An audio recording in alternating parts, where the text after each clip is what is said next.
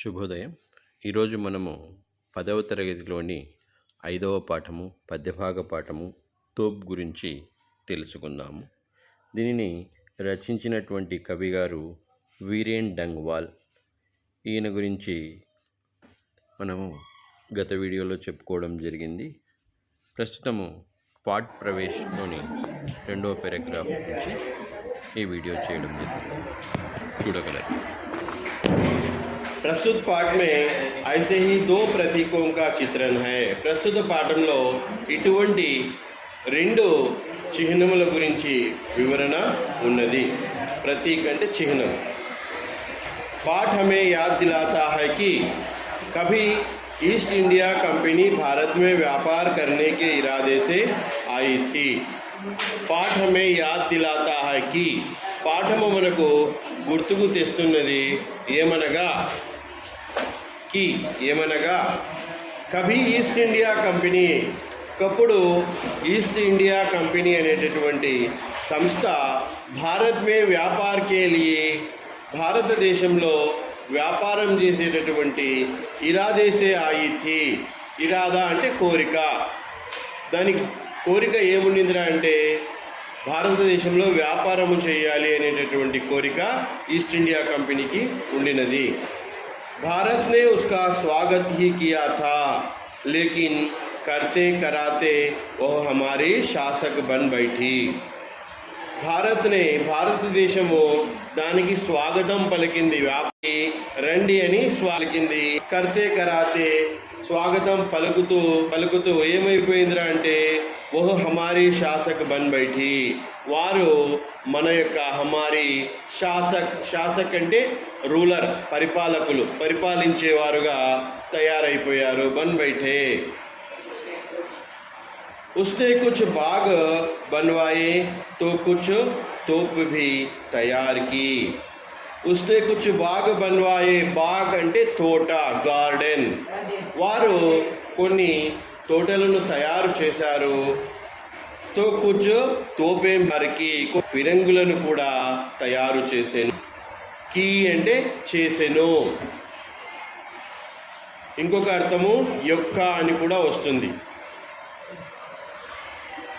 उन तोपों ने इस देश को फिर से आज़ाद कराने का सपना साकार करने निकले जाबाजों को मौत के घाट उतारा.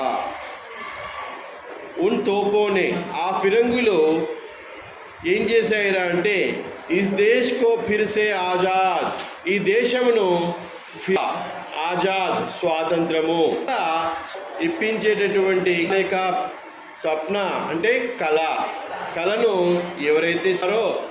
ఎవరైతే నిజము, సప్నా సాకార్ అంటే కళను నిజం చేసి ఎవరైతే ధైర్యవంతులు, జాబాజ్ ధైర్యవంతులు సాగారో అటువంటి వారికి ఘాట్ ఉతారా అంటే మరణము, వాళ్ళనందరినీ రంగులోని రుచి చూపించినది.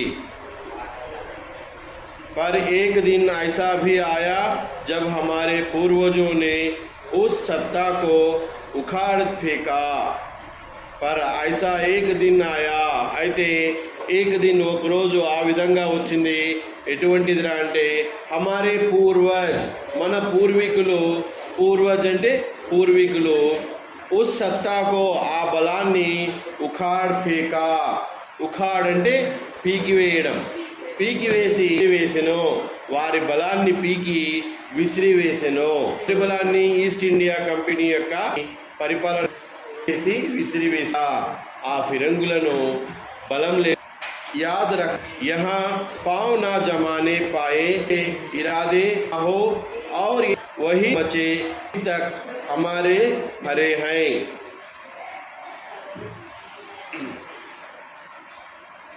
फिर भी हमें इन प्रतीकों के बहाने, ప్రతీక్ అంటే చిహ్నము, ఫిర్ భీ మరలా అయినప్పటికీ కూడా, ఫిర్ భీ మరలా మనము ఏమి చేయాలరా అంటే ఈ ప్రతీకు, ఈ చిహ్నముల ద్వారా యాద్ రఖనా హోగా.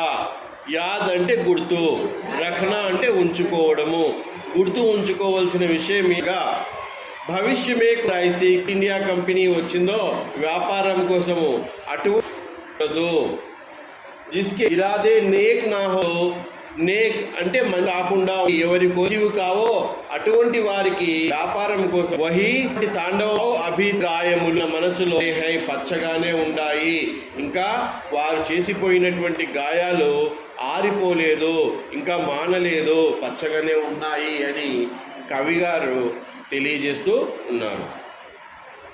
भले ही अंत में उनकी तोप भी उसी काम क्यों न आए जिस काम में इस पाठ की तोप आ रही है. भले ही अंत में చివరికి అంతంలో వారి తోపులు వారి ఫిరంగులు ఏ విధంగా అయితే పనిచేయకు तोप फिरंगी कंपनी बाग के मुझाने पर धर रखी गई है यह 1857 की तोप. यह 1857 की तोप. इसकी होती है बड़ी संभाल विरासत में मिले कंपनी बाग की तरह. ఇక్కడ కంపెనీ బాగ్ కే ముహానే పర్, కంపెనీ అంటే ఈస్ట్ ఇండియా కంపెనీ వారు ప్రారంభం చేసినటువంటి పార్క్, బాగ్ అంటే పార్క్, తోట, ఆ తోటకి ముఝానే పర్, ముఝానా అంటే ఎంట్రన్స్ గేట్, ప్రవేశ ద్వారము దగ్గర ధర్ రఖీ గయి హై, ధర్ అంటే భూమి మీద ఉంచబడ్డాయి ఏమి 1857 సంవత్సరం యొక్క బడి సంహాల్. దీనిని సంహాల్నా అంటే జాగ్రత్తగా పర్యవేక్షించడం, వాటిని చాలా జాగ్రత్తగా పర్యవేక్షిస్తూ ఉన్నారు, చూస్తూ ఉన్నారు. విరాసత్ మే మిలే, విరాసత్ అంటే వారసత్వము, విరాసత్ అంటే ఏమో వారసత్వము.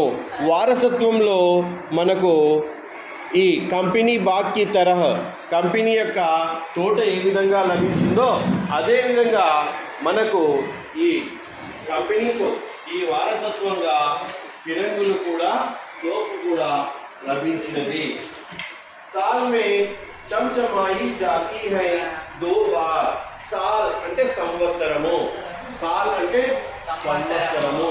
సంవత్సరంలో 2 సార్లు 2 బార్ అంటే 2 సార్లు వీటిని ఏం చేస్తారు, చంచమాయి జాతి హై, వీటిని శుభ్రం చేసి అవేమి గలీజుగా ఉంటే ఏముంటే అవంతా క్లీన్ చేసేసి చూడడానికి చాలా అలా సుందరంగా